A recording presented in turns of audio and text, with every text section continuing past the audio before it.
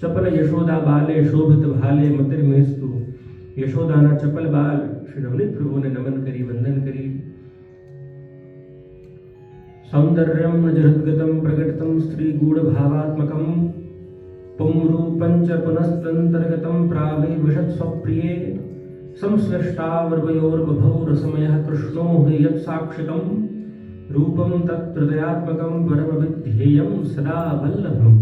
एवा जगद्गुरु श्रीमन महाप्रभु ने नमन करी, वंदन करी। वंदे अर्धोन्मीलिताक्षं मृगमदतिलकं विठ्ठलेशं सुकेशं। एवा प्रभु चरण श्री गोसाई जी ने नमन करी, वंदन करी। नमामि यमुनामहं सकल सिद्धि हेतुं मुदा मुरारी पद पंकज स्फुरदमंदरेण उत्कटाम। एवा श्री यमुना जी ने नमन करी, वंदन करी। અહીં વિરાજમાન સમસ્ત દેવોને નમન કરી, વંદન કરી। ઉપસ્થિત પ્રિય અનુજ એવા અનન્ય બાબા આજે અમને અને તમને મળાવવામાં જે મુખ્ય સૂત્રધાર રહ્યા છે એવા શ્રી બકુલભાઈ દલાલ, શ્રી નીતાબેન દલાલ, વૈષ્ણવ પરિવાર વેન્કુવર, એકવાર એ બધા માટે, ખાસ કર દલાલ પરિવાર માટે એકવાર જોરદાર તાળીઓ થઈ જાય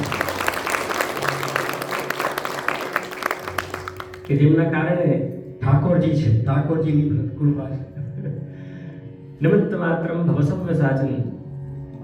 अर्जुन, जब बकुल भाई अर्जुन ने कहा कि मैं अपने भाइयों को कैसे मारूं, तो ठाकुर जी ने कहा कि तू यूं मान रहा हो कि तू मारेगा तो ही मरेंगे और तू नहीं मारेगा तो बच जाएंगे, तेरा सबसे बड़ा भ्रम है।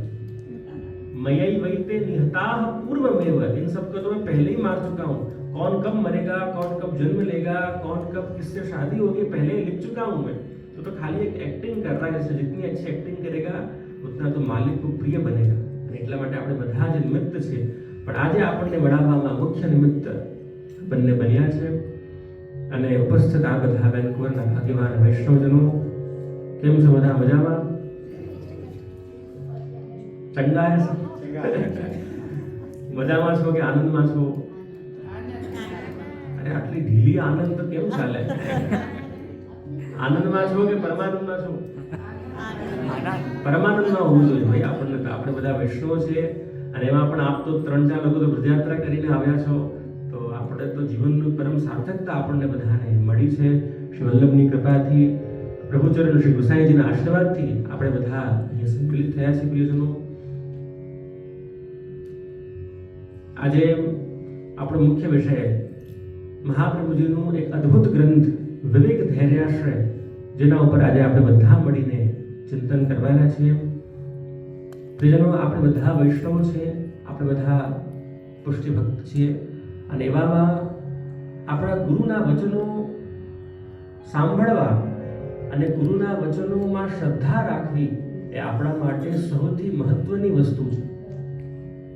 આપણે બધા ગુરુને તો માનીએ છીએ પણ ગુરુનું નથી માનતા, ત્યાં તકલીફ પડી જાય છે। ગુરુને પણ માનવું જોઈએ અને ગુરુનું પણ માનવું જોઈએ। આપણે બધા ગુરુના પગે તો લાગીએ, પણ જ્યારે ગુરુના પગલે ચાલવાની વાત આવે તો કેટલા ચાલી શકે છે એ સાચી ભક્તિની પરીક્ષા છે। અને જીવનમાં આપણે કોનું સાંભળીએ એના ઉપર આધારિત થાય કે આપણું જીવન કેવું જશે। કૌરવો અને પાંડવો, दुर्योधन પાસે વિદ્વાનોની કમી નહીં હતી। दुर्योधन के पास भीष्म पितामह थे, दुर्योधन के पास कृपाचार्य थे, द्रोणाचार्य थे, पर वो सुनते थे शकुनी मामा की, इसलिए पता है उसका क्या हुआ। અને પાંડવો પાસે કોઈ નહીં હતા, એકમાત્ર કૃષ્ણ હતા, પણ એ સાંભળતા કૃષ્ણ નહીં હતા। એટલા માટે આપને એની ગતિ પણ ખબર છે। એટલે જીવનમાં આપણે કોનું સાંભળીએ, કોના વચનો આપણે આપણા કર્ણરંધ્રમાં એને પ્રવેશ કરવા દઈએ અને કોના વચનોમાં આપણી શ્રદ્ધા બેસે છે એ બહુ મહત્વનું છે। અને એના ઉપર નક્કી થાય કે આપણું જીવન કેવું જશે।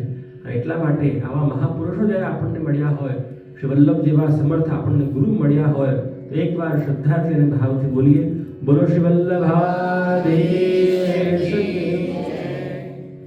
હવે છે ને, જ્યારે જ્યારે હું જય બોલાવું ત્યારે આપ બધાના પોતાના બંને હાથ ઉપર કરી દેવાના, કારણ કે વચનામૃતમાં જેવી સરસ ઊંઘ આવશે એવી આપને બીજે ક્યાંય નહીં આવે।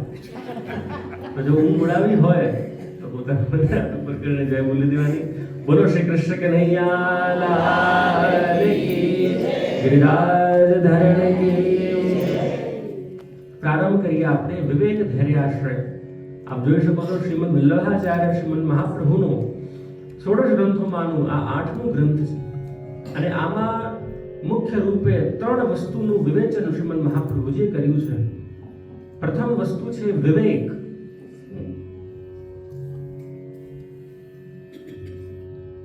વિવેક શું છે? સાચા અને ખોટાની સમજ. શું સાચું અને શું ખોટું, જેને આપણે ઇંગ્લિશમાં વિઝડમ કહીએ છીએ, એ છે વિવેક.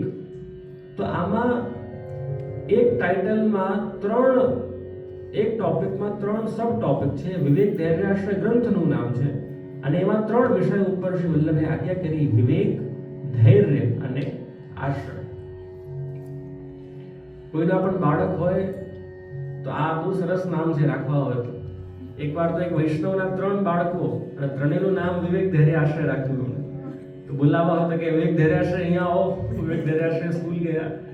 તો આ ત્રણેય બહુ અદ્ભુત શબ્દો છે. વિવેક એટલે સાચા અને ખોટાની સમજ.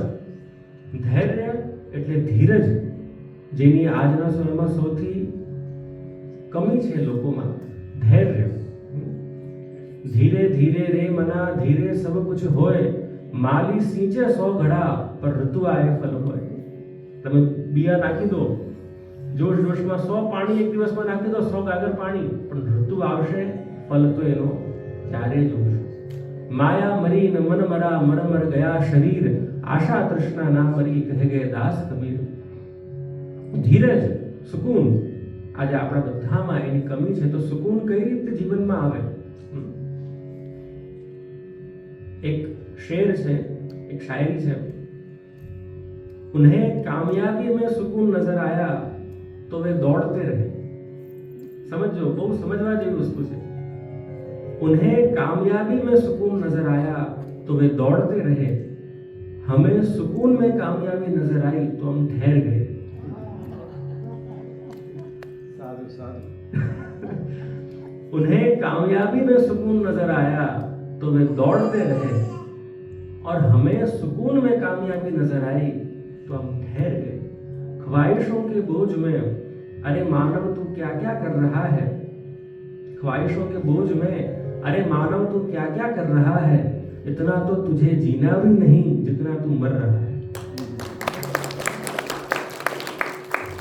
તો સુકૂન કઈ રીતે આવે? આજે આપણે બધા ભાગી રહ્યા છે, ખબર નથી કેમ ભાગી રહ્યા છે. મજાની વાત એ છે કે 84 લાખ યોનિમાં ખાલી માનવ પૈસા કમાવે છે. મજાની વાત એ છે કે 84 લાખ યોનિમાં ખાલી માનવ પૈસા કમાવે છે. અને એમાંય મજાની વાત એ છે કે બીજી કોઈ યોનિમાં કોઈ ભૂકો નથી મળતો અને માનવ છે કે જેનું ક્યારે પેટ નથી ભરતું. બરાબર? તમે ક્યારે એવા ન્યૂઝ સાંભળ્યા ખરા? રોકીઝમાં કોઈ ગ્રિઝલી બેર ભૂખના કારણે મરી ગયો હોય? કોઈ એવા ન્યૂઝ સાંભળ્યા ખરા કે બિલાડીને દૂધ ન મળ્યું એટલે મરી ગઈ હોય? બધા શાંતિથી જીવે જ છે.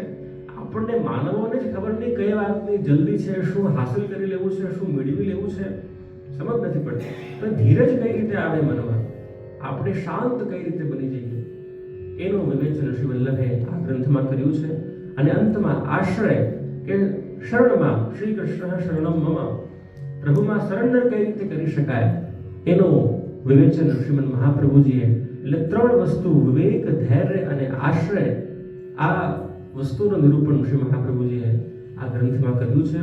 તો આપણે આ ગ્રંથમાં પ્રવેશ કરીએ અને આ પહેલા વિવેકને સમજીએ. તો અહીં આપ બધા શ્લોક જોઈ શકો છો અને હું ઈચ્છા રાખીશ કે હું અહીંયા જે શ્લોક બોલું અને આપ બધા મારી પાછળ એને સમૂહમાં રિપીટ કરો.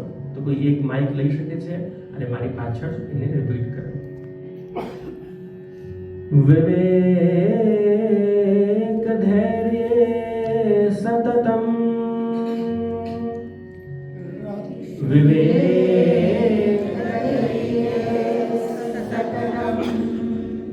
વિવેક ધૈર્ય સતતમ,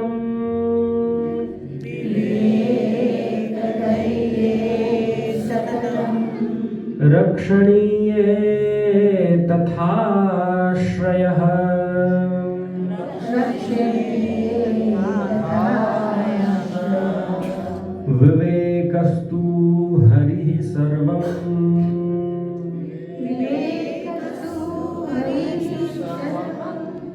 વિવેકસ્તુ હરિ સર્વમ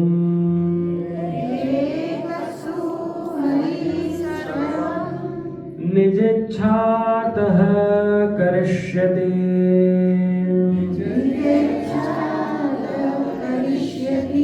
નિજેચ્છાતઃ કરિષ્યતે.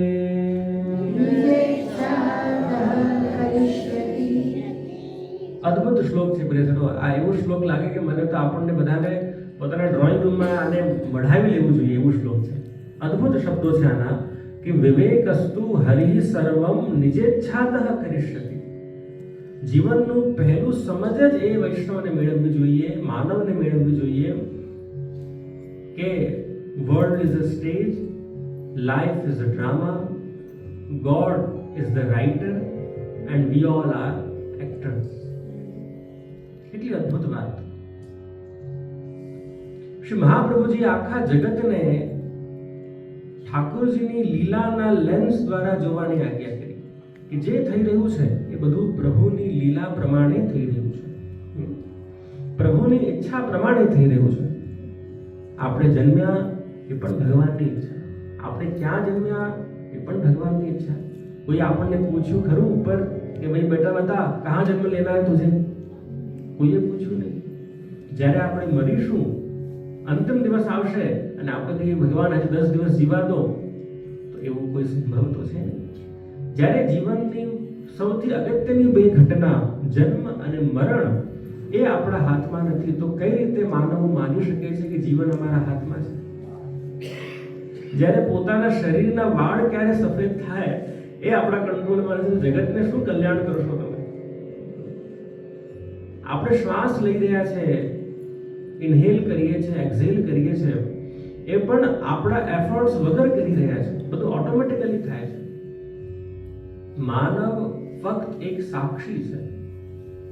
જ્યારે અર્જુન દ્વારકા ગયા અને ત્યારે કૃષ્ણ સ્વધામ પધાર્યા અને ઠાકોરજીની બધી જ રાણીઓને લઈને જ્યારે અર્જુન હસ્તિનાપુર આવી રહ્યા હતા, તો રસ્તામાં પ્રચલિત પ્રસંગ છે કે અર્જુનને આદિવાસી સ્ત્રીઓએ લૂંટી લીધા. ખબર છે આ બધાને પ્રસંગ? આદિવાસી સ્ત્રીઓએ અર્જુનને લૂંટી લીધા. તો અર્જુન એક બહુ અદ્ભુત વાક્ય ત્યાં કહે છે કે સમય બડી બલવાન હૈ નહીં પુરુષ બલવાન. કાબા લૂંટી ગોપિકા વો અર્જુન વો બાણ. કે એ જ અર્જુન, એ જ હું, મારી એ જ વિદ્યા, મારા એ જ હાથ, મારું એ જ ગાંડીવ, મારું એ જ રથ. જ્યારે કૃષ્ણ મારી સાથે હતા તો મેં ભીષ્મ પિતામહને હરાવ્યા, કૌરવોને હરાવ્યા, પણ જ્યારે કૃષ્ણ મારી સાથે નથી ત્યારે આદિવાસી ભીલણીઓ પણ મને આવીને समय बड़ी बलवान है नहीं पुरुष बलवान. एक विचार है कि किसी को कुछ नहीं आता, सबका समय आता है, और जिसका समय आता है उसे सब कुछ आ जाता है. किसी को कुछ नहीं आता, सबका समय आता है, और जिसका समय आता है उसे सब कुछ आ जाता है. विवेकस्तु हरिः सर्वं निजेच्छातः करिष्यति. જે પણ જીવનમાં થયું, જે થઈ રહ્યું છે અને જે જીવનમાં થશે એ બધું ભગવાનની ઈચ્છાથી જ થઈ રહ્યું છે. અને ઠાકોરજી આપણા માટે ઠાકોરજીએ જે કર્યું, જે કરે છે અને જે કરશે એમાં આપણું જ હિત રહેલું છે. એ વિશ્વાસ એક વૈષ્ણવના મનમાં દૃઢ થઈ જવું જોઈએ. પછી કહેશો જે તો ઘણીવાર એવું લાગે આપણને કે આ તો અમારી સાથે બહુ ખોટું થયું, તો શું એ પણ અમારું હિત જ હોય? કે હા, એ પણ હિત હોય. જે થઈ રહ્યું છે એ તમારા ભલા માટે જ થઈ રહ્યું છે. આ બધા તો વડીલો છો. ઘણીવાર 20-30 વર્ષ પહેલા કોઈ ઘટના ઘટી હોય ત્યારે આપણને થાય કે અરે આ ભગવાને મારી સાથે આવું કેમ કર્યું? પણ જ્યારે સમય પસાર થાય તો થાય કે ના, સારું થયું ભગવાને એ કર્યું. જો એ ભગવાને ન કર્યું હોત તો આજે હું અહીંયા ન. અબ્દુલ કલામ એમણે એક નોકરી માટે બહુ પ્રયત્ન કર્યા, બહુ હાર્ડવર્ક કર્યું, બહુ મહેનત કરી, અને અંતમાં 3-4 વર્ષની મહેનત પછી એ જોબનો ઇન્ટરવ્યુ આપવા ગયા અને ઇન્ટરવ્યુમાં એવું થયું કે આ નાપાસ થયા, ફેલ થઈ. તો ગંગાના કિનારે આવ્યા આત્મહત્યા કરવા. સાચી ઘટના છે. અબ્દુલ કલામ ગંગાના કિનારે આત્મહત્યા કરવા આવ્યા કે હવે જીવાથી શું ફાયદો. એક જોબ મેં જેની લાલસા મનમાં કરી, ઉત્કંઠા મનમાં કરી, અભિલાષા મનમાં કરી, શું ભગવાને મને એટલા પણ યોગ્ય ન સમજ્યા કે મને જોબ અપાવી દે. આત્મહત્યા કરવાના હતા અને ત્યારે બાજુમાં એક સંત જોઈ ગયા કે ભાઈ તને શેનો દુઃખ છે? તો કે સમજ નથી પડતી, મને એક જ નોકરી જોઈતી હતી અને મેં એટલા પ્રયત્નો કર્યા પણ ઠાકુરજી મને એક નોકરી પણ ન અપાવી. શું હું એટલો પણ યોગ્ય નથી કે ઠાકુરજી મને એક નાનકડી જોબ અપાવી શકે? તો પેલા સંતે કહ્યું કે ભગવાનને તને કદાચ કોઈ બહુ મોટી વસ્તુ માટે બચાવીને રાખવા હશે એટલા માટે તને આ નોકરી ન અપાવે. વિચાર કરો, આજે અબ્દુલ કલામ તો બેંકમાં ક્લર્ક બનીને કામ કરી રહ્યા હોત તો આજે આ રોકેટો કોણ લોન્ચ કરતા? વિવેકસ્તુ હરિ સર્વમ નિજચ્છાતઃ કરિષ્યતિ. વૈષ્ણવનું પ્રથમ વિવેક છે કે હરિ શ્રી કૃષ્ણ એ બધું પોતાની ઈચ્છા મુજબ જ કરશે. અને એટલા માટે એકવાર શ્રદ્ધાથી અને ભાવથી બોલીએ, બોલો શ્રી કૃષ્ણ કનૈયા લાલ કી જય, શ્રી વલ્લભાધીશ કી જય. આ રીતે શ્રી મહાપ્રભુજીએ વૈષ્ણવનું પ્રથમ વિવેક આપણને સમજાવ્યું. બીજા શ્લોક ઉપર આપણે ધ્યાન આપીએ તો હું બોલીશ, આ બધા મારી પાછળ એને બોલવાનો પ્રયત્ન કરજો. પ્રાર્થિતે વા તતઃ કિમ સ્યાત,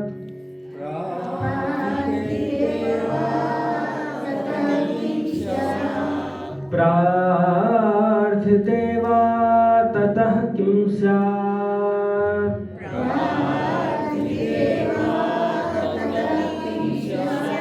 સ્વામ્યભિપ્રાય સંશયા,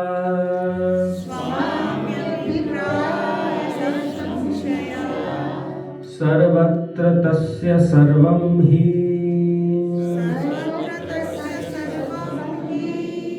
સર્વત્ર તસ્ય સર્વં હિ, સર્વસામર્થ્યમેવ ચ,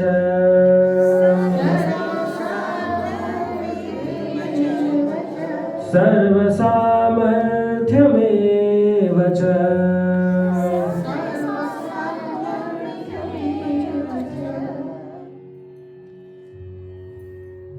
એક વૈષ્ણવનું બીજું વિવેક સમજાવતા શ્રી મહાપ્રભુજી આજ્ઞા કરી રહ્યા છે કે જ્યારે બધું ઠાકોરજીની ઈચ્છા પ્રમાણે જ થવાનું હોય તો પ્રાર્થિતે વા તતઃ કિમ સ્યાત, પ્રાર્થના કરવાથી શું થઈ જશે? બીજું કંઈ ન થાય પણ સ્વામીના અભિપ્રાયમાં તમારો સંશય થશે. પ્રાર્થિતે વા તતઃ કિમ સ્યાત સ્વામ્ય અભિપ્રાય સંશયાત.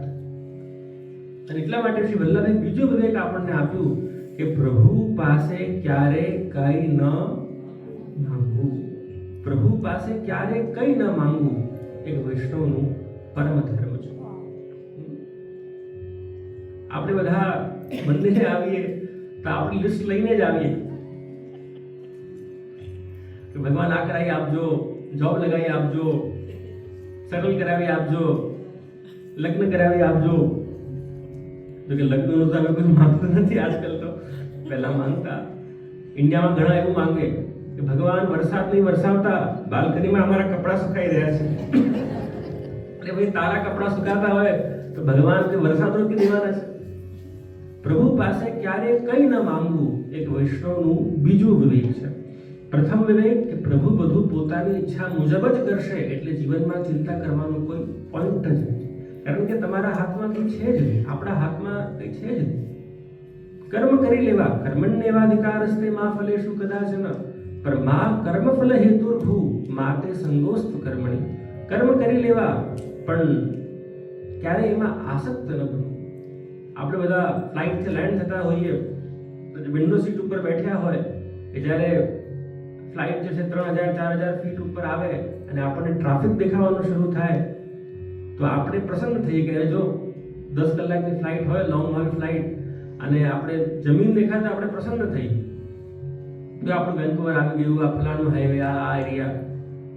1 કલાક પછી તમે ઉતર્યા અને પોતે એ જ ટ્રાફિકમાં ફસાયા તો આપણે દુઃખી થઈએ. સમજ્યા પોઈન્ટ? ટ્રાફિકને ઉપરથી જોયા તો ટ્રાફિકે આપણને પ્રસન્નતા આપી, પણ ટ્રાફિકમાં પોતે ફસાઈ ગયા તો ટ્રાફિકે આપણને દુઃખ આપ્યું. કર્મને જ્યાં સુધી સાક્ષી ભાવે જોયા તો આપણને કર્મ કરવામાં આનંદ આવ્યો. કર્મમાં સંલગ્ન બની ગયા તો કર્મ આપણા બંધનનું કારણ બની ગયું. અને એટલા માટે ક્યારે પણ ઠાકોરજી પાસે કંઈ ન માંગવું વૈષ્ણવનું બીજું વિવેક છે. વલ્લભને શરણે જઈએ રહીએ આનંદમાં, સેવો સદા હું તો વ્રજના ધણી, માંગું એટલું હું તો એ જ માંગુ છું કે હું હંમેશા આપનો થઈને રહું અને આપ હંમેશા મારા થઈને રહો. ગિરિરાજ વાસ મેં પાઉં વ્રજ તજ વૈકુંઠ ન જાઉં. બીજી કોઈ આશા નથી, પણ બસ અમે ઠાકોરજીના અને પ્રભુ અમારા. પ્રભુ પાસે એટલા માટે પણ કંઈ ન માંગવું, કારણ કે જો આપણે આપણું મુખ ખોલીશું ને તો કંઈ ખરાબ જ માંગીને આવીશું. જો ભગવાન પાસે મદદ માંગવા દુર્યોધન અને અર્જુન ગયા મહાભારતમાં, ઠાકોરજીએ બે વિકલ્પો આપ્યા. એક તરફ મારી 18 અક્ષોહિણી સેના લઈ જાઓ, અને બીજી તરફ હું એકલો, અને એમાં પણ નિયમ કે હું કોઈ શસ્ત્ર નહીં ઉઠાવું.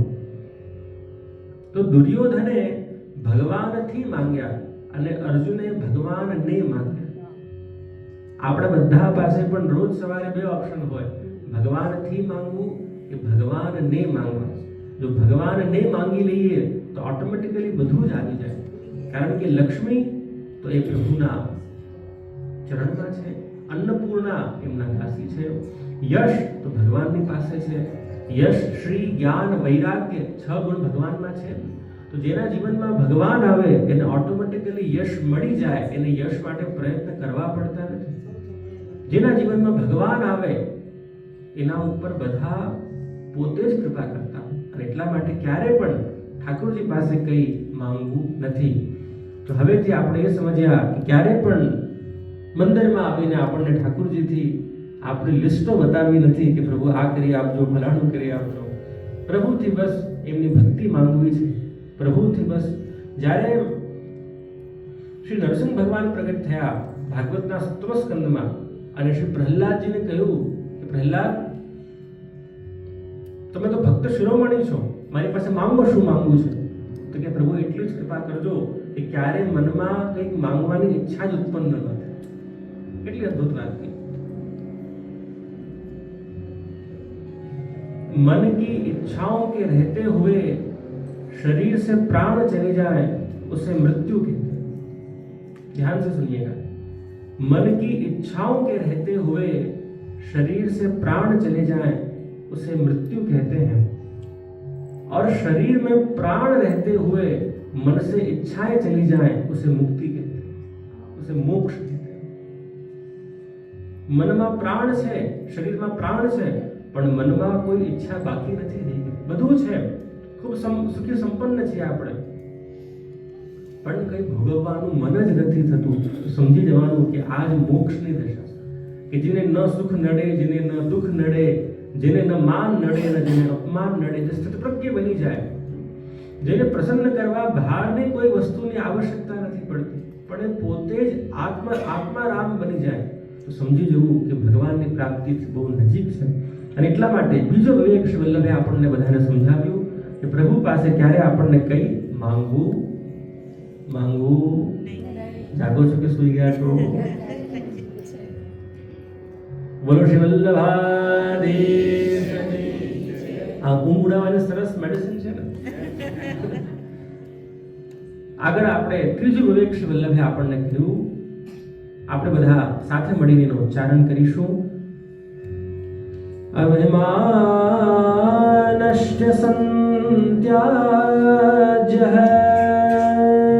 અભિમાનશ્ચ સંત્યાજ્યઃ, સ્વામ્યધીનત્વ ભાવનાત, સ્વામ્યધીનત્વ ભાવનાત, વિશેષતશ્ચેદ આજ્ઞા સ્યાત, વિશેષતશ્ચેદ આજ્ઞા સ્યાત, અંતઃકરણ ગોચર અંતઃકરણગોચર.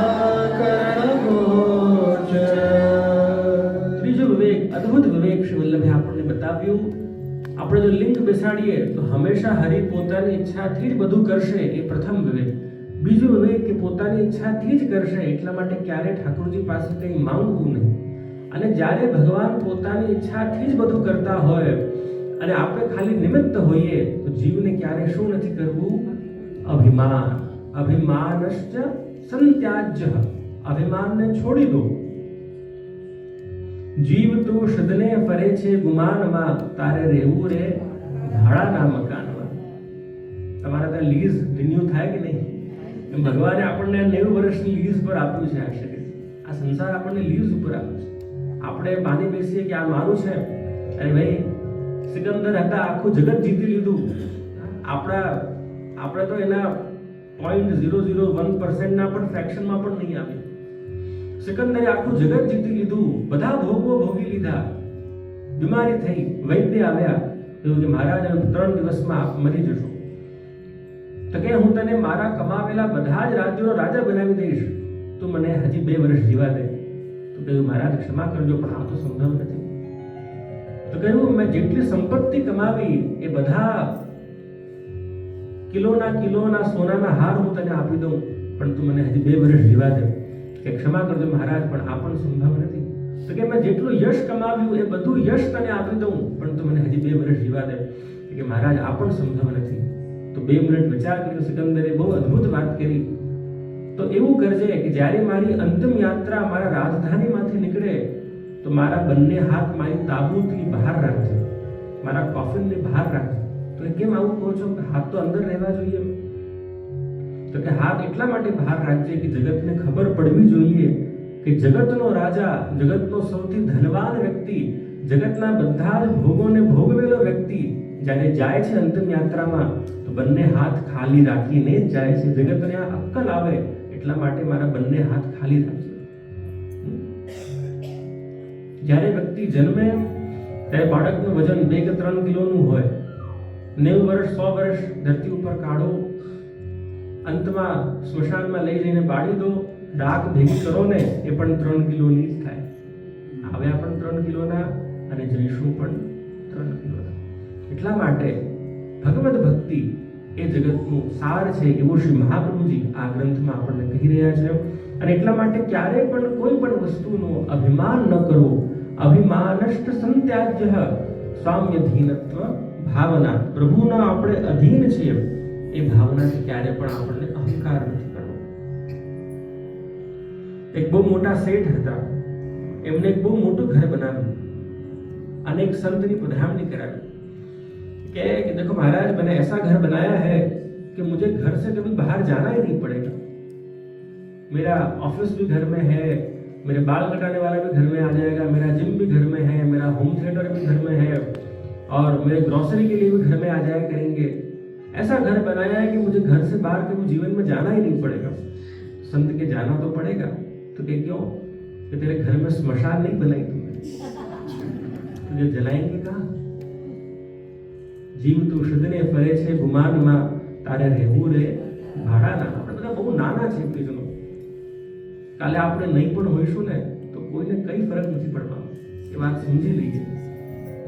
એટલો મોટી દુનિયા છે, એટલા બ્રહ્માંડ છે, એમાંથી આપણું બ્રહ્માંડ, એમાં પણ એટલા બધા ગ્રહોમાં આપણું પૃથ્વી, એ પણ એટલી વિશાળ પૃથ્વીમાં એક નાનકડું કોન્ટિનેન્ટ નોર્થ અમેરિકા, એમાં પણ વેસ્ટમાં રહેલું એક નાનકડું શહેર વેન્કુવર, એમાં પણ ઝૂમ કરતા કરતા કરતા કરતા કરતા કરતા આવો તો આપણો એરિયા મળે, એમાં પણ ઝૂમ કરતા કરતા કરતા આવો તો આપણું ઘર મળે।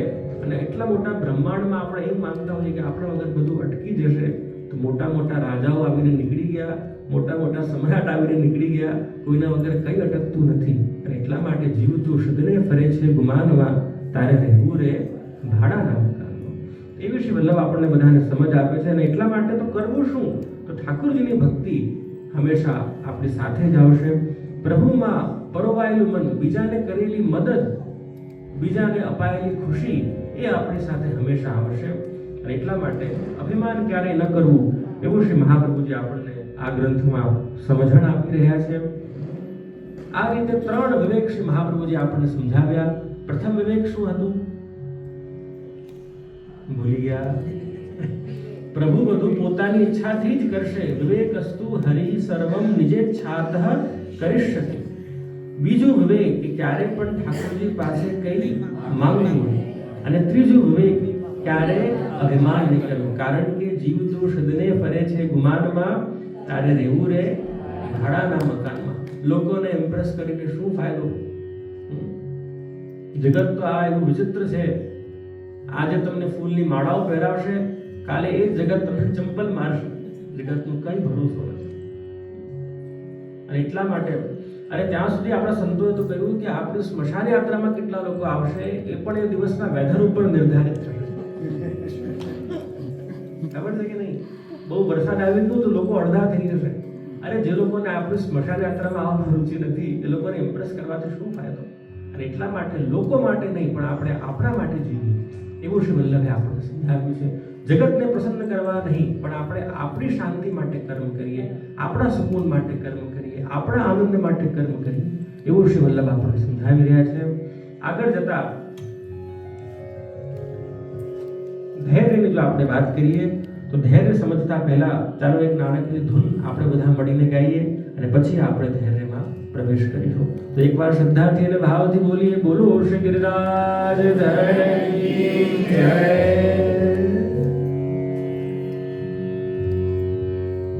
હે મારા ઘટમાં બિરાજતા શ્રીનાથજી યમુનાજી મહાપ્રભુજી.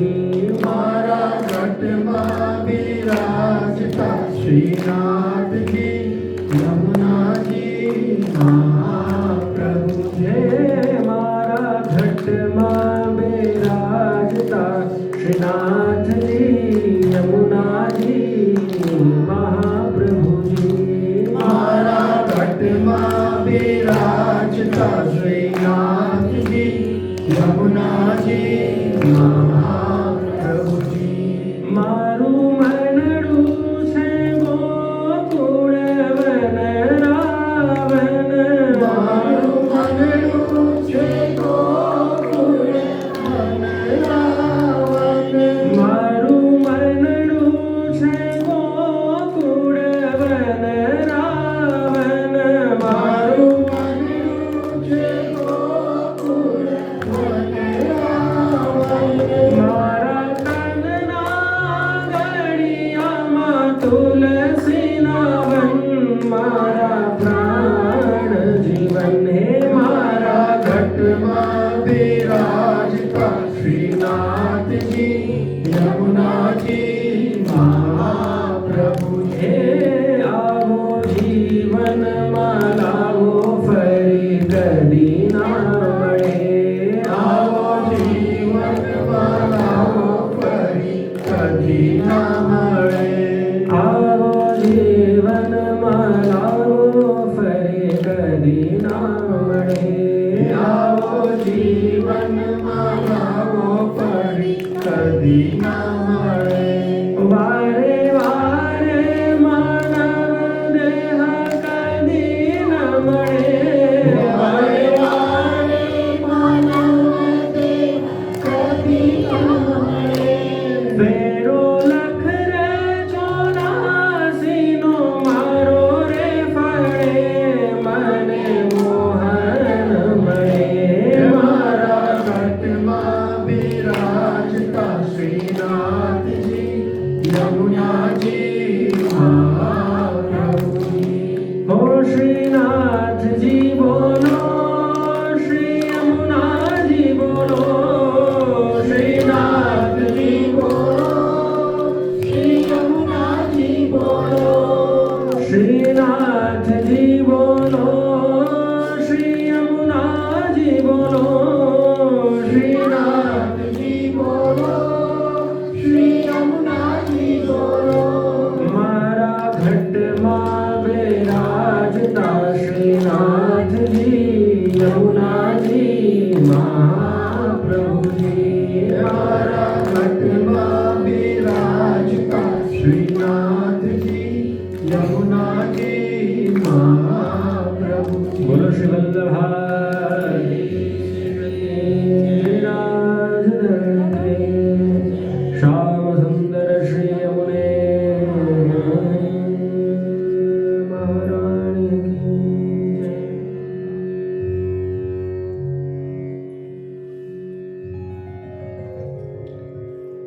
ધૈર્યમાં પ્રવેશ કરતા શ્રી મહાપ્રભુજી આપણને એક શ્લોક આપી રહ્યા છે. આપણે બધા પ્રયત્ન કરીએ કે એને મારી પાછળ બોલીએ. ત્રિદુઃખ સહનમ ધૈર્યમ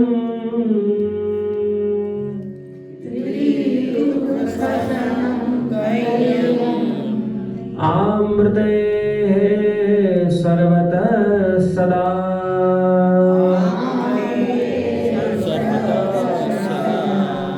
તક્રવદ દેહવદ ભાવ્યમ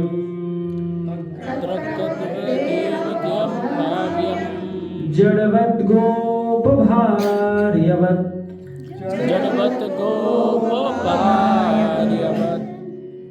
અદ્ભુત શ્લોક છે. આપણ ત્રિદુઃખ સહનમ ધૈર્યમ, ત્રણ પ્રકારના દુઃખોને સહન કરવા એનું નામ ધૈર્ય. શ્રી વલ્લભે દુઃખોને સહન કરવાને ધૈર્ય કહે. ધીરજ કઈ રીતે મનમાં આવે? ધીરે ધીરે રે મના ધીરે સબ કુછ હોય, માલી સીંચે 100 ઘડા પર ઋતુ આए ફલ હોય. આજકાલના આ સમયમાં કે જ્યારે બધું ફાસ્ટ થઈ ગયું છે, આન્સર પણ જોઈતા હોય ચેટ જીપીટીમાં નાખો, 4 સેકન્ડમાં આન્સર મળી જાય. વિડીયો પણ જોવી હોય, પહેલા તો લોકો યુટ્યુબમાં 3 કલાક જોતા, હવે તો આ રીલ એવી વસ્તુ આવી ગઈ છે કે 1 મિનિટમાં તમારું કામ પૂરું થઈ જાય. એમાં પણ આજના જેનઝી તો પેલા રીલમાં પણ 2x ની સ્પીડ પર એને જુએ કે 30 સેકન્ડમાં જ કામ પૂરું થઈ જાય. તો એ હવે આવા સમયમાં ધીરજ ક્યાંથી આવે? ન પાણી પાદ ચપલો ન નેત્ર ચપલો મુનિ. મુનિ કેવા હોય કે જે શાંત, જેના હાથ પેર સ્થિર છે, જેના નેત્ર સ્થિર છે. અશાંત વ્યક્તિના નેત્ર બહુ ચપલ હોય, એના હાથ કઈ ને કઈ કરતા હોય, પગ હલતા હોય. પણ શાંત વ્યક્તિના નેત્ર સ્થિર હોય, હાથ સ્થિર હોય, પગ સ્થિર હોય. ન પાણી પાદ ચપલો ન નેત્ર ચપલો.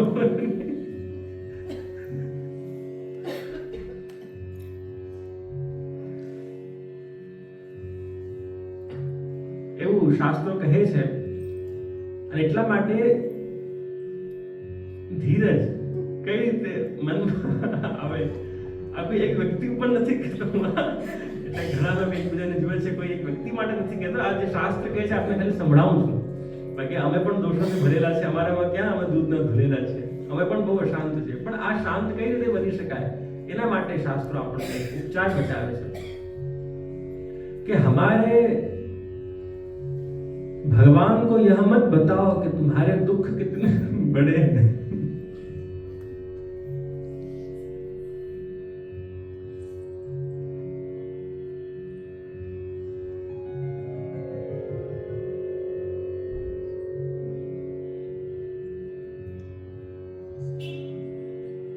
बोलो श्री वल्लभाधीश की.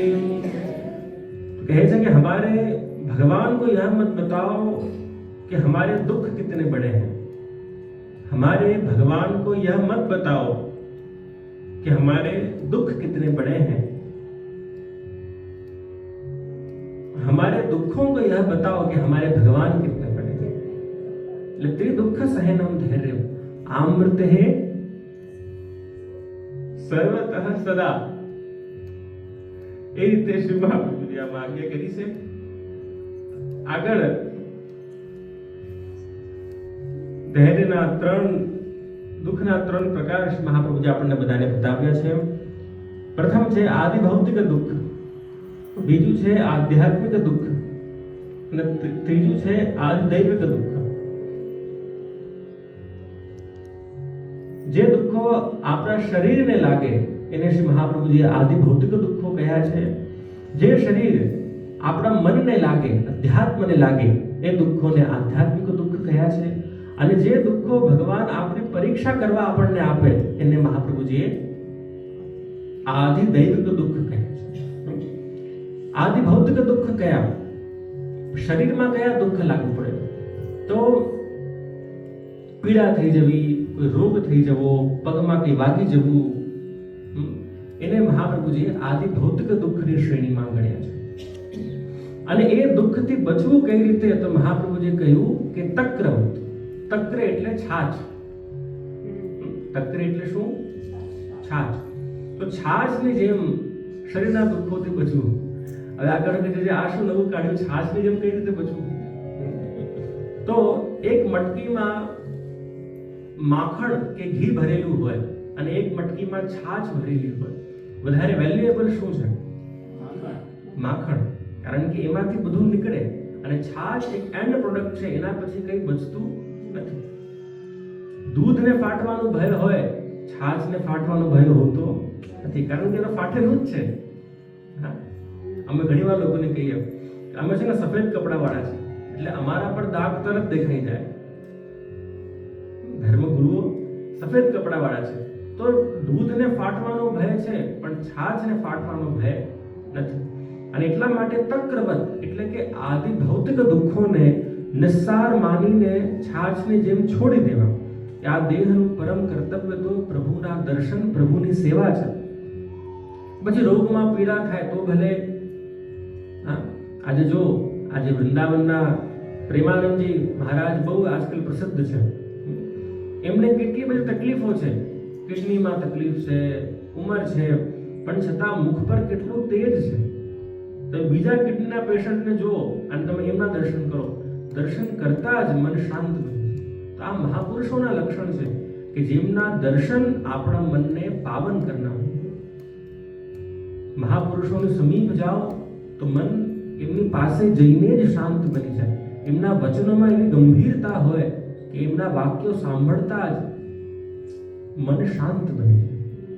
તો તક્રવત કે છાછ જેમ નિસ્સાર છે, એમ ભલે ને દેહમાં બીમારી થાય, આદિ થાય, વ્યાધિ થાય, ઉપાધિ થાય, એટલે શું ડોક્ટરને નહીં બતાવવા? ડોક્ટરને બતાવવા, યોગ્ય ઉપચાર લેવું. એ ખબર એક વૈષ્ણવ शरणार्थी પાસે આવ્યા कि प्रभु मुझको ये बीमारी हो रही है, आप ठीक कर दो. ठाकुर जी के मैं कोई वैद्य हूँ क्या? डॉक्टर के पास जा, वैद्य के पास जा, मैं क्या करूँ? बीमारी हो रही है तो दिस इज पुष्टि मार्ग જેટલી પ્રેક્ટિકલ વસ્તુ તો ભાગ્યે જ આપણને ક્યાંક જોવા મળે.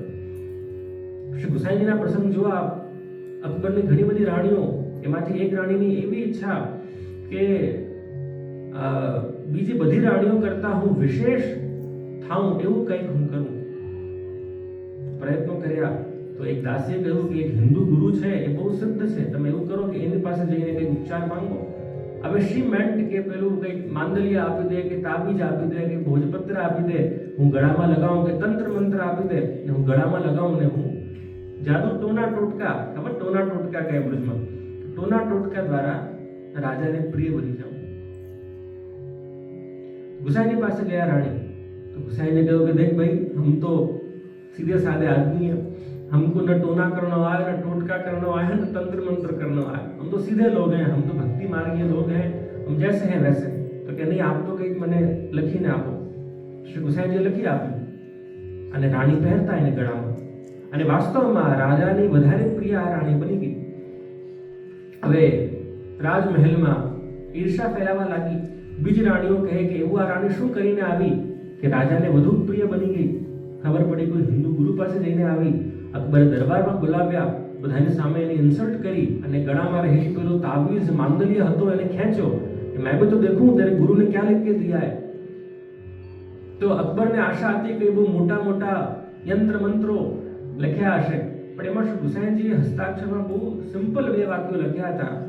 શું હતા કે કામન કોમન ટોટકા ये सब डारो छोड़. ध्यान से समझो और सांभळजो. कामन कोमन टोटका ये सब डारो छोड़, पति कहे सो कीजिए आप ही वश में होए. जादू टोना टोटका छोड़ो, पति जो कहे वो करो, अपने आप उसके तुम उसके वो तुम्हारे वश में हो जाएगा. एक बार मैं आ बात एक कथा में कही तो एक बार मारी पास एक वैष्णव આવે કે જે તો લાગે છે ગુસાઈજીનો જમાનો તો સતયુગ હતો. કેવું ત્યારે પતિ કહે સો કીજીએ, આજકાલ તો પત્ની કહે સો કીજીએ આપ વહી વશ में हो.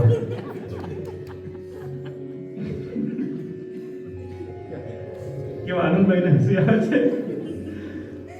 पत्नी कहे सो कीजिए आप ही वश में हो, जो पति पत्नी को नहीं माने तो पति पति जाए बिचारो। તો એટલા માટે તક્રવત કેટલી સરસ વાત શ્રી મહાપ્રભુજી આપણને કરી કે તક્ર જેમ નિસ્સાર છે, એમાં કઈ સાર નથી, એમ ભૌતિક દુઃખોને પણ નિસ્સાર માનીને એનો ત્યાગ કરો. આમાં જો આપ શ્લોક જોશો ને તો આપણે જોયું હમણાં કે તક્રવત દેહવત ભાવ્યમ જડવત ઉપભાર્યવત ત્રિદુઃખ સહનમ ધૈર્યમ, ત્રણ પ્રકારના દુઃખોને સહન કરવું એ ધૈર્ય કહેવાય. પણ એ દુઃખોને કઈ રીતે સહન કરવા એનો ઉપચાર આપણે હમણાં શ્રવણ કરી રહ્યા છે. તો આદિ ભૌતિક દુઃખોને તક્રવત ટેકલ કરવા, આધ્યાત્મિક દુઃખોને જડવત ટેકલ કરવા. હવે જેને જેને આમાંથી ભાગવતજીનું જેને જેને વાંચન કર્યું હશે એને ખબર હશે કે ભાગવતના પંચમ સ્કંદમાં જડ ભરતની વાર્તા આવે છે. ખબર છે આ બધાને કે ભરત હતા, ભગવત પ્રાપ્તિ માટે વનમાં ગયા, પણ એક હિરણના બાળકમાં મન આસક્ત બન્યું અને એટલા માટે આવતા જન્મમાં હિરણ બન્યા.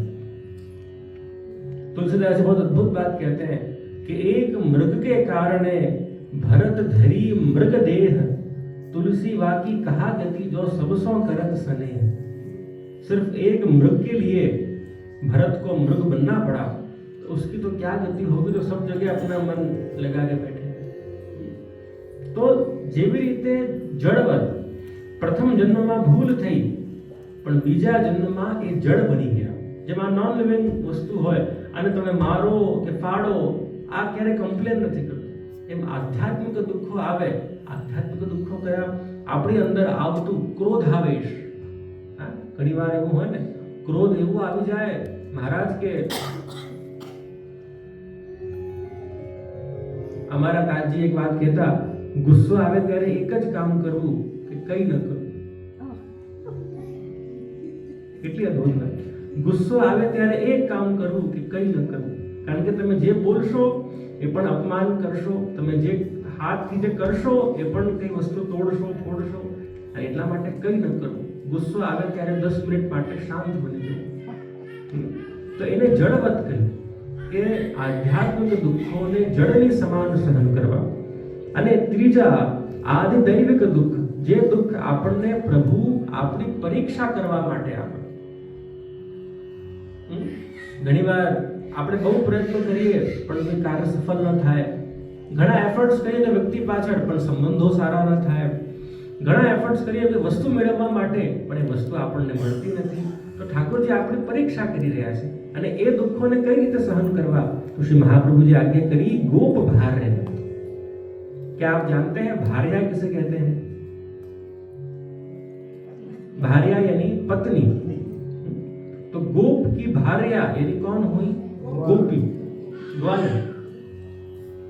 तो ગ્વાલનોએ શું કર્યું કે જ્યારે મહારાસમાં ઠાકોરજીએ વિણુનાદ કરીને બોલાવ્યા, પછી ઠાકોરજી જ પૂછે છે કે તમે અહીંયા કેમ આવ્યા.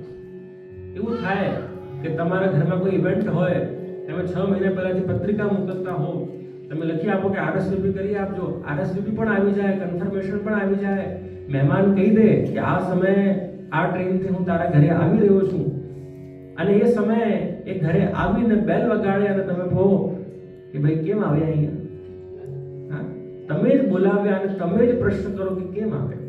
તો ઠાકોરજીએ પણ રાસ પંચાધ્યાયમાં એવું કંઈક કર્યું કે ગોપીઓને પહેલા પોતે જ બોલાવ્યા, જ્યારે આવી ગયા તો ભગવાન કહે અહીંયા કેમ આવ્યા. ઠાકોરજી એ બધાની પરીક્ષા લઈ રહ્યા હતા.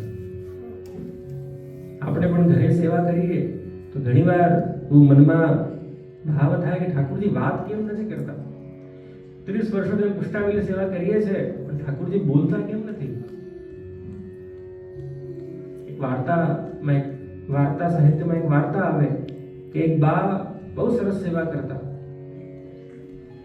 એકવાર ગામવાળાએ એમને પ્રશ્ન કર્યો કે બા આપે 40 વર્ષો સેવા કરી, એક વાત અમને બતાવો કે આ સેવા કરીને તમને શું મળ્યું. કે તમને કે બહુ વધારે પડતા પૈસા મળી ગયા. તો બા કે નહીં. તો કે તમને બહુ યશ પ્રાપ્ત થયું. તો બા કે નહીં. તો કે તમને કોઈ બહુ મોટી સંપત્તિઓ પ્રાપ્ત થઈ ગઈ. તો બા કે નહીં. તો કે તમને સેવા કરવાથી મળ્યું શું એ અમને જણાવો. તો એવા પરમ ભક્ત હતા, એમને કહ્યું કે એકવાર હું મારા પ્રભુને જગાડતી હતી અને મંગલ ભોગ ધરતા પહેલા પ્રભુ મારી સામે જોઈને હસ્યા, એ જ મારી 40 વર્ષની સેવાનો ફલ છે। प्रभु एक बार मुझे देख के हंस रहे हैं और हमें क्या चाहिए?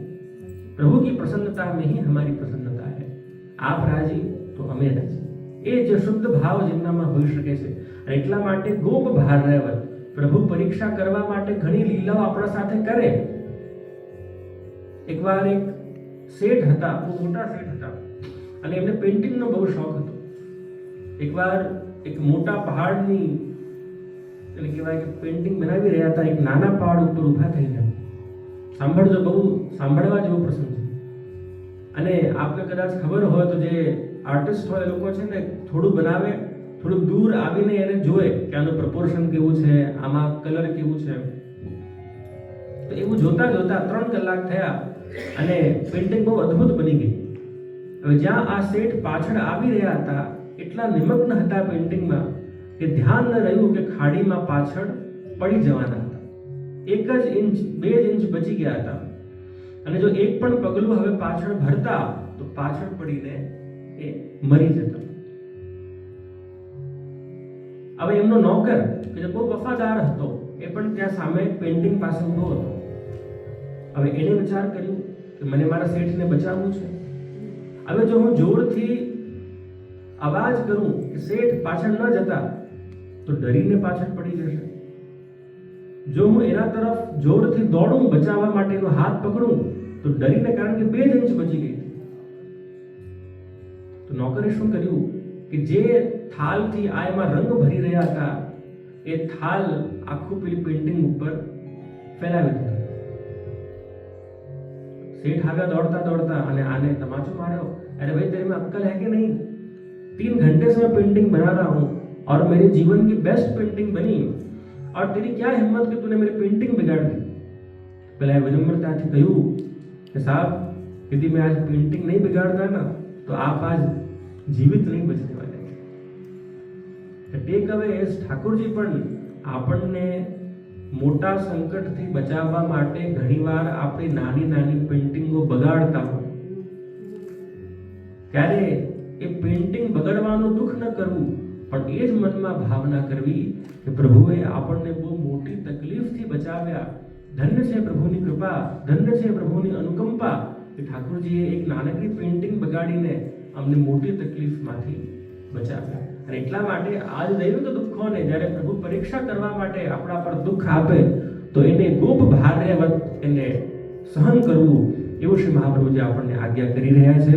તો એકવાર શ્રદ્ધાથી અને ભાવથી બોલીએ, બોલો શ્રી વલ્લભાધીશ શ્રી ગિરિરાજ ધરણ કી।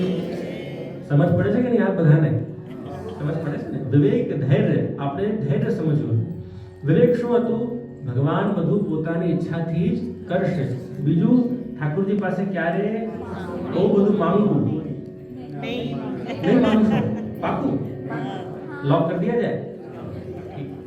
અને ત્રીજું વિવેક, ક્યારે પણ અભિમાન નહીં કરવું, કારણ કે જીવ તું શુદ્ધને ફરે છે ગુમાનમાં, તારે રહેવું રે ભાડાના મકાન।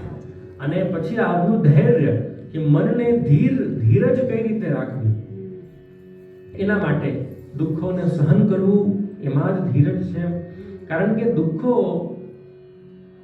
એ આપણા કર્મના જ ચક્કર છે। કોન કાહુ સુખ દુઃખ કરદાતા, નિજ કૃત કર્મ ફલ ભોગ ही सब भ्राता। દુઃખો આવે ત્યારે મનમાં એ જ ભાવના નક્કી કરી લેવી કે અમે કોઈને દુઃખ આપ્યું હશે પહેલા, એટલા માટે એ દુઃખ અમારા પર હવે વળીને અમારી ઉપર જ, એ વ્યક્તિ ઉપર, એ વ્યક્તિને અપશબ્દ કહો એના કરવા કરતા પોતાનામાં દોષ જોઈ લેવા।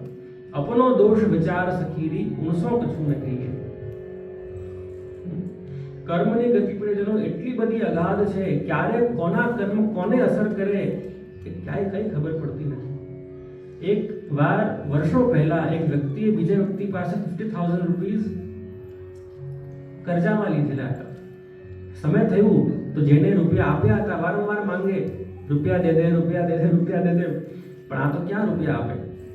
અને માંગતા માંગતા 2-3 વર્ષ થઈ ગયા, અને આ વ્યક્તિ, એવું કહેવાય કે ઉંમર થઈ અને આ વ્યક્તિ મરી ગયા। હવે આ મરી ગયા એટલે આ જેને રૂપિયા લીધા હતા એ તો બહુ મજામાં આવી ગયા કે ચાલો આપણે તો શાંતિ. હવે આમના ઘરે એક બાળક જન્મ્યું. બાળક નાનપણથી રડ્યા જ કરે. ડોક્ટરોને બતાવ્યા, રિપોર્ટમાં કંઈ આવે નહીં. તો કે શું છે ખબર નથી પડતી. એક સંતને બતાવવા માટે ગયા કે અમારે ત્યાં બાળક જન્મ્યો 6 મહિનાનો થઈ ગયો, પણ જન્મે છે રડ્યા જ કરે છે, ખબર નહીં શું બીમારી છે આને. संत सिद्ध था. उन्होंने कहूँ कि तूने इस जन्म में किसी से उधार लिया था क्या? तो क्या हाँ लिया तो था. कितने रुपए का था? तो क्या 50,000 का था. तो क्या अच्छा. तो अब वो व्यक्ति कहाँ है? कि वो तो अब चले गए. तो क्या वो ही व्यक्ति तेरे वहाँ बालक बन के आया है और जब तक तेरे 50,000 का खर्चा नहीं करा देगा तब तक वो रोता ही रहेगा. અને ઇટ હેપન્ડ કે 50,000 નો ખર્ચો કરાવી દીધો પછી એ શાંત બની. એટલે કર્મની ગતિ છે. જે આપણે જેવું જેને કરીએ, every action has N equal and એવું છે ને કે થિયરી છે ફિઝિક્સમાં રિએક્શન. જેવું કરશો એવું જ આપણને મળશે. રોપે પેડ બબૂલ કા તો આમ કહાં સે હોય. બબૂલનું પેડ રોપો અને ઈચ્છા રાખો કે આમાં આમ થઈ જાય, ક્યાંથી થવાના છે. એટલા માટે ધીરજ રાખીને બધું થતું હોય છે. કારણ કે જીવનમાં કઈ પ્લાનિંગ મુજબ ચાલતું નથી. એક વચારકે કહ્યું કે यदि दूध पीने से मोटे होते तो बिल्लियां पतली न होती. यदि दूध पीने से मोटे होते तो बिल्लियां पतली न होती. यदि चलने से वजन कम होता तो हाथी मोटे न होते. यदि दूध पीने से वजन बढ़ता तो बिल्लियां पतली न होती. यदि चलने से वजन कम होता तो हाथी मोटे न होते. और यदि सुबह उठने से समृद्धि आती तो सबसे समृद्ध दूध वाले और अखबार वाले होते. એટલે કોઈનું કંઈ ચાલતું નથી. આ તો જે વિધિના વિધાન હોય એ પ્રમાણે બધું ચાલતું હોય છે. એટલા માટે ધીરજ રાખવી એ મહાપ્રભુજી આપણને બતાવ્યું છે. અંતમાં આપણે ત્રીજો વિષય આશ્રય ઉપર ચાલીએ. તો આ બધા મારી પાછળ આ જે શ્લોક છે એનું ઉચ્ચારણ કરશો.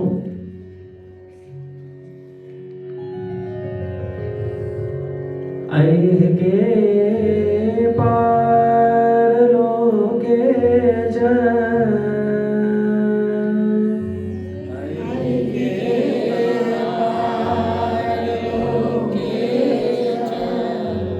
सर्वथा शरणं हरि.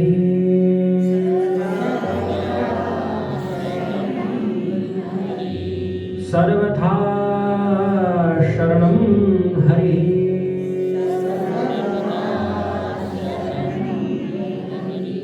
दुःखहानौ तथा पापे भये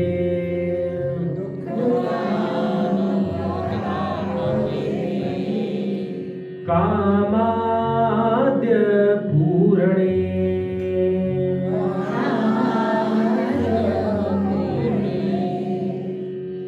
આશ્રય શું છે? આશ્રય એટલે ભગવાનમાં શરણાગતિ, સરેન્ડર થઈ જવું, એને આપણે આશ્રય કહીએ છીએ.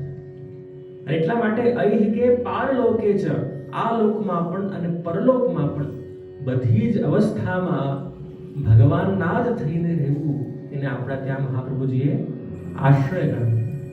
સર્વથા શરણમ હરિ. દુઃખમાં પણ હરિની શરણ, હાનિમાં પણ હરિની શરણ, પાપમાં પણ પ્રભુની શરણ, ભયમાં પણ હરિની શરણ. હરિના શરણે રહેવું, બધી વસ્તુને ઠાકોરજીની લીલા તરીકે જોવી, એ જ આપણે ત્યાં આશ્રય બતાવવામાં આવ્યું છે. આશ્રય એટલે ભગવાનમાં વિશ્વાસ. એકવાર મહાભારતમાં ભીષ્મજીએ કહ્યું કે આવતીકાલે હું અર્જુનથી યુદ્ધ કરીશ. બધા ચિંતામાં આવી ગયા કે ભીષ્મ જો અર્જુનથી લડશે તો ક્યાંક એવું ન થાય. અર્જુન જો કે બહુ યોદ્ધા ધનુર્ધર હતા, પણ ભીષ્મ તો વડીલ હતા. તો શું કરીએ? બધાએ કહ્યું કે આપણે રાત્રે આજે એક ગોષ્ઠી બોલાવી અને ગોષ્ઠીમાં આપણે નક્કી કરીશું કે કાલે અર્જુનને કઈ રીતે બચાવવા. ધનુર્ધરો આવ્યા, બધા પાંડવો આવ્યા, ભગવાન કૃષ્ણ સ્વયં આવ્યા, પણ એ ગોષ્ઠીમાં અર્જુન નહીં આવ્યા. તો અર્જુન ક્યાં ગયા? ભગવાન જોવા ગયા તો અર્જુન તો ખૂબ આરામથી સૂઈ રહ્યા હતા.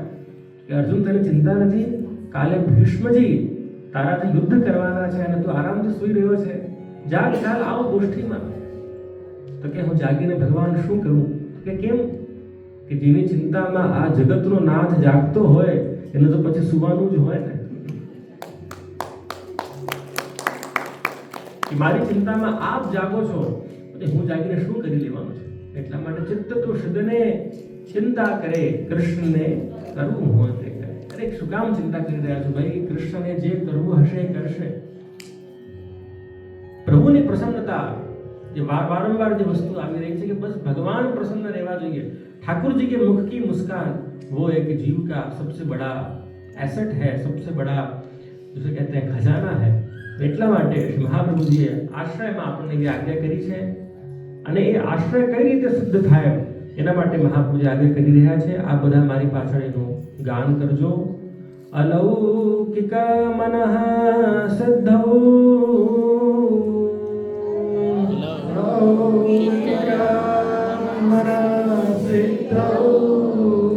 સર્વાર્થે શરણં હરિ.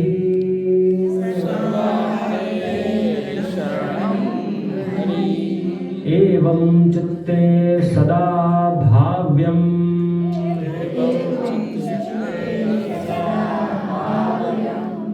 वाचा च परिकीर्तये.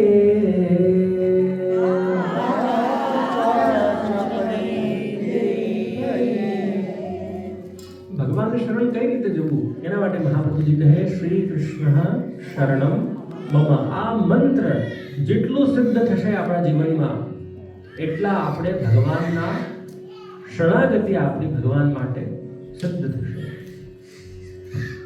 પ્રિયજનો, પ્રત્યેક વૈષ્ણવને પ્રયત્ન કરવો જોઈએ કે રોજ સવારે ઓછામાં ઓછી 3 માળા આ શ્રી કૃષ્ણ શરણમ મમ મંત્રની એને બધાને કરવી જ જોઈએ. ઇવન આપણે જ્યારે સવારે જાગીએ તો સૌથી પહેલું જે કામ આપણને કરવું જોઈએ એ શાંતિથી પલંગ ઉપર બેસીને શ્રી કૃષ્ણ શરણમ મમ, શ્રી કૃષ્ણ શરણમ મમ એ 15 વાર બોલવું જોઈએ. અને અમને બહુ સરસ છે અમારા વડીલોએ નાખી કે જ્યારે ઉઠો ત્યારે સૌથી પહેલા ઠાકોરજીના ચિત્રને રૂમમાં રાખેલાને નમન કરો, વંદન કરો અને અષ્ટાક્ષર બોલી ઠાકોરજીને એક નાનકડી વિનંતી કરી દો કે પ્રભુ આજનો દિવસ આપ જે રીતે મને રાખશો એ રીતે હું રહીશ. મોટા મોટા કવચો નથી કરવા, મોટા મોટા સ્તોત્રો નથી કરવા. એક નાનકડું મનનું ઉદ્ગાર ભગવાનને વ્યક્ત કરી દો કે પ્રભુ આજનો દિવસ આપ જે રીતે મને રાખશો એ રીતે હું રહીશ. અને રાત્રે સૂતા પહેલા આશ્રયનું પદ કરી 15 વાર અષ્ટાક્ષર બોલી ફરી એ વાક્યને કન્ક્લુડ કરો કે પ્રભુ આજના દિવસે આપે જે રીતે મને રાખ્યા એ રીતે હું રહ્યો. બધી વસ્તુઓ માટે આપનો ખૂબ ખૂબ આભાર. ભગવાનનો આભાર વ્યક્ત કરીને રાત્રે જો આપણે સૂતા થઈ જઈશું તો જેને કહેવાય કે લો ઓફ એટ્રેક્શન, જેને આજકાલ લોકો કહે છે અફર્મેશનનો લો, એ આપણામાં કામ કરવા લાગશે. અને ભગવાનનો આભાર કેમ ન માનવું? ઠાકોરજી આપણને જોવા માટે 2 આંખ આપી, 10 આંગળીઓ આપી, 2 પગ આપ્યા, રહેવા માટેનું છાપરું આપ્યું, ભોજનની વ્યવસ્થા કરી આપી. આજે એવી વ્યવસ્થા છે આપણા બધાની કે 5-10 વર્ષો ઘરે પડ્યા રહીએ તો પણ ખૂબ આનંદથી બધું ચાલવાનું છે. એટલે દુઃખ તો છે જ નહીં આપણામાં. ભારતમાં જો એવા લોકો છે કે જે લોકોને સાંજે ભોજન મળશે કે નહીં એની પણ ખાતરી નથી, જે લોકો પાસે પહેરવા માટેના કપડાં નથી, જે લોકો પાસે ઉપર ઠંડમાં કે વરસાદમાં છાપરું નથી. આ તો કેવું છે કે આપણું મન આપણા જીભ જેવું છે. ખાતા હો અને કોઈ દાંતમાં કંઈક અટકી જાય ને તો જીભનું ધ્યાન વારંવાર એક દાંત પર જ જાય. જે 31 દાંત સારા છે એમાં ધ્યાન જતું નથી, પણ જે એક દાંતમાં અટકેલું છે ને વારંવાર ત્યાં ધ્યાન જાય. તો આપણે એટલા સુખી છે આજે, ઠાકોરજી આપણને એટલું બધું આપ્યું છે, તો આપણે શું કામ દુઃખ કરવું છે? એટલા માટે હંમેશા પ્રસન્ન રહીને શ્રી કૃષ્ણ શરણમ મમ આ મંત્રનું જેટલું ઉચ્ચારણ થાય એટલું આપણો આશ્રય ભગવાનમાં દ્રઢ બનશે. અને એટલા માટે મહાપ્રભુજી આપણને 3 સ્વ આપ્યા: સત્સંગ, સેવા અને સ્મરણ. સત્સંગ કરવું, હમણાં બકુલભાઈએ બહુ સરસ વાત કરી કે એવો આપણે એક ક્રમ પ્રારંભ કરીએ કે દરેક મહિનામાં એક દિવસે આ બધા ફિઝિકલી ભેગા થાઓ અને એક જગ્યામાં સત્સંગ કરવામાં આવે. અને સત્સંગ શુદ્ધ ભક્તિનો સત્સંગ હોય. શ્રી વલ્લભના ગ્રંથો ઉપર ચિંતન કરવામાં આવે અને એમાં અમારા પણ 10 મિનિટના કે 20 મિનિટના વચનામૃત અમે ત્યાંથી આપણે મોકલાવી શકીએ છીએ. એ રીતે આપણે બધા જેટલું સત્સંગ કરીશું એટલા આપણા અંદરમાં રહેલો ભાવ વધશે. અને આપણું ગોલ ભીડ એકઠી કરવું નથી, પણ આપણું ગોલ છે શ્રદ્ધાવાન લોકોને એકઠા કરવા. 100 કૌરવો ભેગા કરો એના કરતા 5 પાંડવો ભેગા કરવા. 100 કૌરવો કામ નહીં લાગે, પણ 5 પાંડવો કામ લાગે. જેટલા ભલે ઓછા લોકો હોય પણ શ્રદ્ધાવાન લોકો, જે લોકો શુદ્ધ ભક્ત હોય, જે લોકો ધર્માચરણ કરવા પાછળનો જેનો બીજો કોઈ પ્રયોજન ન હોય કે મને યશ મળી જાય કે મારી કમ્યુનિટી વધે, જે લોકો શુદ્ધ ભક્તિ માટે આ માર્ગમાં આવ્યા છે, એ લોકોનું એક સરસ આ વૈષ્ણવ પરિવાર કાર્યરત છે જ. અને એમાં આપણે દર મહિનાના કોઈ એક દિવસે આપણે બધા જો ભેગા થઈ શકીએ તો અમને ખૂબ ગમશે. અને એના માટે આપણે બધાને પ્રયત્ન કરવા છે. સત્સંગ, સેવા અને સ્મરણ આ 3 સજીવનમાં ઉતરી જાય તો આપણું મન અલૌકિક બની જાય. અલૌકિક મનની સિદ્ધિ માટે હંમેશા હરિની શરણ રહેવું. अलौकिक मनः सिद्धौ सर्वार्थे शरणम हरि, और वो ही एवं चित्ते सदा भाव्यम, और वो प्रभु के सुंदर मूर्त का ही हमेशा चित्त में ध्यान करो. और वाचा च परिकीर्तयेत्, काया से काया वाणी और मन, काय वांग मनसा त्यजेत, काया से वाणी से मन क्रम और वचन तीनों से भगवान का स्मरण करना वही आश्रय को सिद्ध करता है. ऐसा श्री महाप्रभु जी ने हमें बताया है. और एक अंतिम श्लोक कह के श्री महाप्रभु जी इस ग्रंथ को पूर्ण कर रहे हैं. तो हम सभी मिलकर इस श्लोक का उच्चारण करेंगे और समूह में गान करेंगे.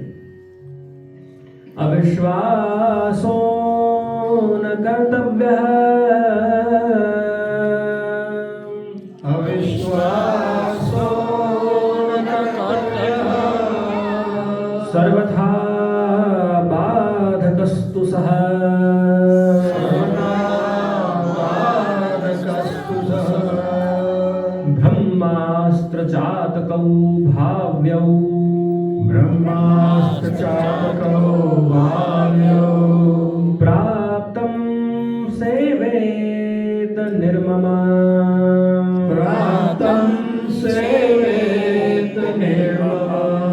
इति श्रीमद्वल्लभाचार्य विरचितं विवेकधैर्याश्रयं सम्पूर्णं बोलो श्री वल्लभाई. આ શ્લોક આપણે થોડું સમજી લઈએ કે અવિશ્વાસો ન કર્તવ્ય, કે ભક્તિના માર્ગમાં સૌથી મોટો કોઈ બાધક હોય તો એ છે ભગવાનમાં અશ્રદ્ધા. શ્રદ્ધાનો હોય વિષય ત્યાં પુરાવાની શી જરૂર? શ્રદ્ધાનો હોય વિષય ત્યાં પુરાવાની શી જરૂર? कुरान तो क्या है, पैगंबर की सही नहीं. काबू में अपना मन नहीं तो ध्यान क्या करें? काबू में अपना मन नहीं तो ध्यान क्या करें? आंखें न करें दीदार तो हनुमान क्या करें? પોતાનું મન પોતાના કાબુમાં નથી ને ભગવાનને દોષ ના હોય, ભગવાન દેખાતા કેમ નથી? अरे भाई, कौन कहते हैं भगवान आते नहीं मीरा के जैसे तुम? कौन कहते हैं भगवान खाते नहीं बेर शबरी के जैसे तुम? कौन कहते हैं भगवान सोते नहीं माँ यशोदा के जैसे तुम? कौन कहते हैं भगवान नाचते नहीं गोपियों की तरह तुम? तो अविश्वास न कर्तव्य. अविश्वास क्यारे न करવું, હંમેશા શ્રદ્ધાવાન રહી અને ભગવાનની ભક્તિ કરવી. અને વિશ્વાસ સાધક છે અને અવિશ્વાસ બાધક છે. એમાં અદ્ભુત ઉદાહરણો શ્રી વલ્લભે આપણને આપ્યા. બ્રહ્માસ્ત્ર और ચાતકો. ઉપર આપ જોઈ શકો છો બ્રહ્માસ્ત્રનું ચિત્ર છે અને નીચે ચાતકનું ચિત્ર છે. બ્રહ્માસ્ત્રથી શું સમજવું? જ્યારે હનુમાનજી લંકા જલાવવા માટે ગયા तो इमने ब्रह्मास्त्रથી બાંધવામાં આવ્યા, ત્યારે શ્રી હનુમાનજી બંધાયા. तो रावण पास ले गया, तो रावण कहे कि अरे इतना शक्तिशाली वानर और इसको तुमने खाली ब्रह्मास्त्र से बांध रखा है, बड़ी बड़ी लोखंड की जंजीर लाओ तब जाके ये बंधेगा. હવે હનુમાનજી બલના કારણે નહીં પણ બ્રહ્માસ્ત્રની સિદ્ધિઓના કારણે બંધાયા હતા.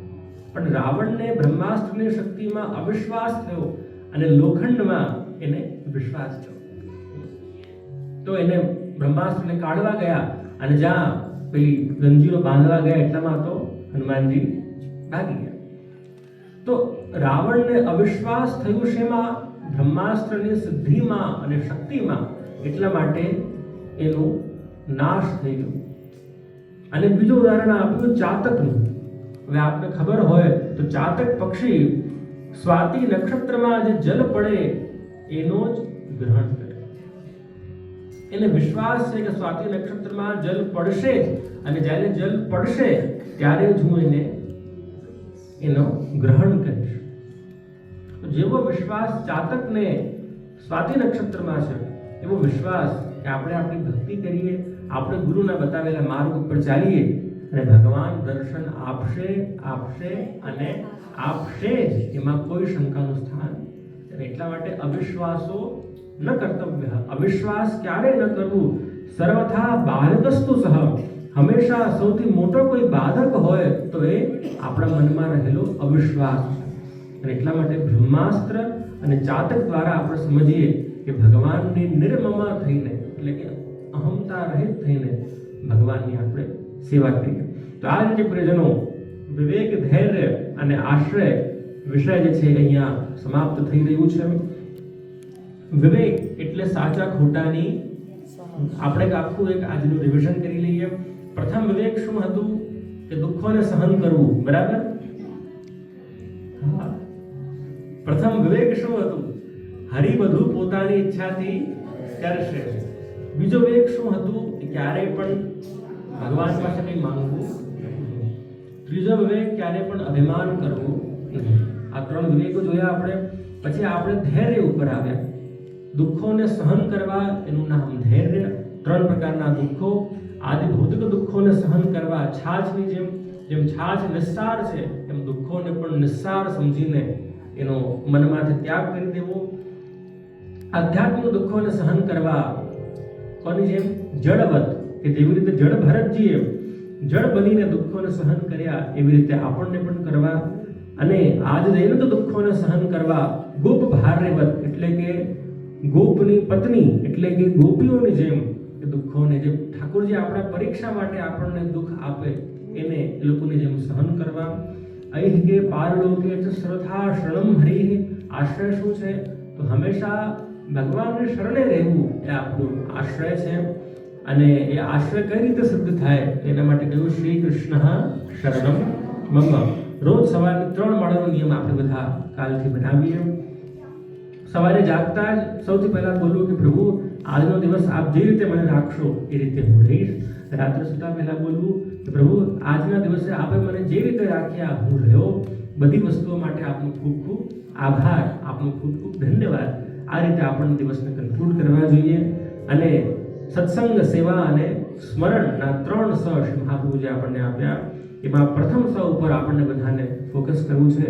અને વૈષ્ણવ પરિવાર ઓફ વેન્કુવર અને ગીતાબેન ને બકુલભાઈના અને આ બધા વડીલોના અધ્યક્ષતામાં આપણને સત્સંગ વધારવું છે અને લોકોમાં ભક્તિનો સંચાર કરવું છે. અને અંતમાં કે અવિશ્વાસ બાધક છે અને વિશ્વાસ સાધક છે. એમાં બ્રહ્માસ્ત્ર અને ચાતકના 2 ઉદાહરણો આપણે જોયા. અને આ રીતે વિવેક ધૈર્યાશ્રય અહીં સંપૂર્ણ થાય છે. એકવાર શ્રદ્ધાથી અને ભાવથી બોલીએ, બોલો શ્રી ગિરિરાજ કી જય, ગોવર્ધનનાથ કી જય, आज के आनंद की जय, आनंद कराने वाले की जय, आनंद करने वाले की जय. બધા પોતાની જય બોલો છો, બહુ સરસ. તો એ રીતે આપણે જોયું. આ બધાની ખૂબ ભક્તિ વધતી રહે. અને ફરી અમારા વિશેષ સ્વભાવ દલાલ પરિવાર માટે ખૂબ એમનો પ્રેમ અમને વર્ષોથી મળતું રહ્યું છે. અને હવે તો એમના ઘરે આવીને એવું લાગતું નથી કે અમે કોઈ બીજાના ઘરે આવ્યા હોઈએ. અમારા જ ઘરે એકદમ કમ્ફર્ટ ઝોનમાં રહેતા હોઈએ એવું જ અમને આભાસ થતું હોય છે. અને વૈષ્ણવ પરિવાર વેન્કુવરના આ બધા જ વડીલોને ખૂબ સ્વભાવ છે. એટલું જ કહીને મારા વક્તવ્યને જગતગુરુ શ્રીમદ વલ્લભાચાર્ય મહાપ્રભુના શ્રી ચરણોમાં સમર્પિત કરીને મારી વાણીને સમર્પું છું. એ શુભમ શુભમ ભૂયા.